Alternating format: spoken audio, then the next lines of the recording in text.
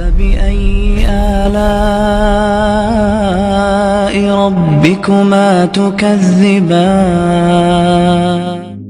اللہ کے رسول کا فرمان ہے ان لکل امت فتنہ وفتنۃ امتی المال. میری امت میں جس طرح باقی امتوں کے فتنے تھے، میری امت کا فتنہ مال ہے. کیسا مال؟ حرام کا مال. کیسا مال؟ جو رب سے دور کرنے والا مال ہے. نعم الرجل الصالح، نعم المال الصالح للرجل الصالح.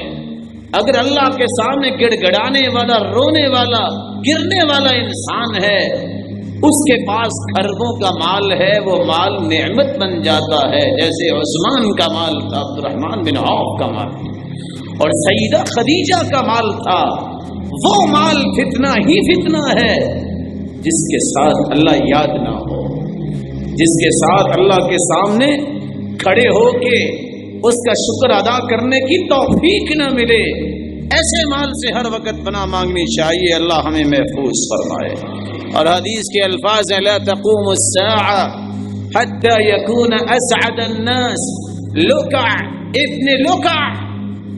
اس وقت تک قیامت قائم نہیں ہوگی جب تک کمینے کے بیٹے کمینے کے پاس سب سے زیادہ مال نہیں آ جائے گا اور لوگ کہیں گے یہ بڑا سعادت مند ہے. وہاں لفظ کیا ہے؟ لکع ابن لکع. کمینے کا بیٹا کمینہ.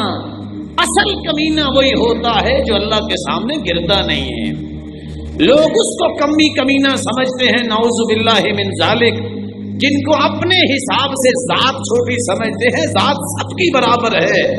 اللہ کے ہاں ذات اس کی بڑی ہے. ان اکرمکم عند اللہ اتقاکم.